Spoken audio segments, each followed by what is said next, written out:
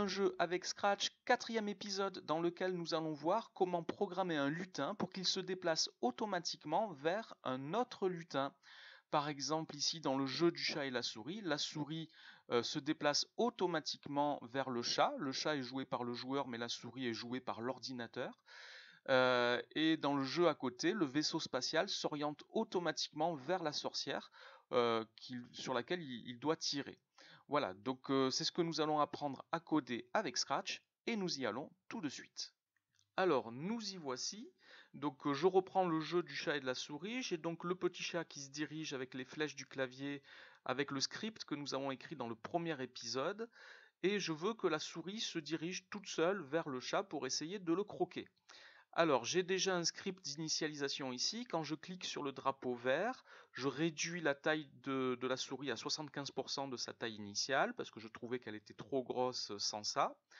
Je l'envoie aux coordonnées moins 200, 145, ce qui correspond au coin en haut à gauche de l'écran. Je la fais s'orienter vers la droite pour ne pas qu'elle tourne le dos à l'écran. Et je la montre parce qu'à la fin du jeu, j'ai un script qui cache les lutins. Donc c'est ce que je vais faire. Donc ici, si je clique sur le drapeau vert, voilà, la souris est allée se mettre en place, je peux diriger le lutin, et je veux maintenant écrire quelque chose qui me permette d'orienter la souris vers le chat. Alors pour cela, on va déjà commencer un nouveau script. Donc quand le drapeau vert est cliqué, nous avons un bloc dans les mouvements qui s'appelle s'orienter vers, et on peut s'orienter vers le pointeur de la souris ou vers un lutin. Je vais orienter la souris vers le lutin du petit chat. Alors si je clique sur le drapeau vert, je vois que les lutins sont mis en position initiale et la souris s'est orientée vers le chat effectivement, mais si je bouge le chat, il ne se passe rien parce que le script a été lu une seule fois. Quand j'ai cliqué sur le drapeau vert, elle s'est orientée vers le chat et puis le script est terminé. Donc nous allons lui dire de répéter cela indéfiniment pendant tout le jeu. Nous allons répéter cela. Donc la souris va toujours s'orienter vers le chat. Et maintenant, si je recommence le script, si je clique sur le drapeau vert, voilà, la souris s'oriente vers le chat. Elle fait face au chat. Il ne me reste plus qu'à la faire avancer. Donc je veux qu'elle soit face au chat et je vais la faire avancer. Et là, je vois qu'elle va très très vite. Le jeu est injouable à cette vitesse-là. Donc pour régler la vitesse, au lieu de la faire avancer de 10, on va la faire avancer par exemple de 2 ou de 3, ce qui est plus raisonnable. Donc si je recommence la partie, voilà, la souris se dirige vers le chat. Alors là c'est peut-être un petit peu lent, on pourrait augmenter la vitesse, et elle va toujours vers le chat.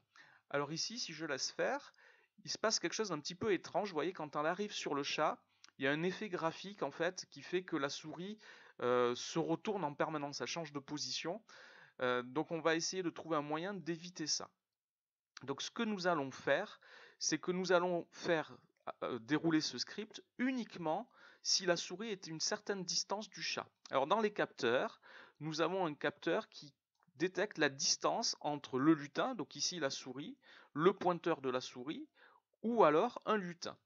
Donc ce que nous allons faire, c'est que si la distance entre le chat et la souris est plus grand que 2, 3, 4, 5, alors on va faire diriger la souris vers le chat.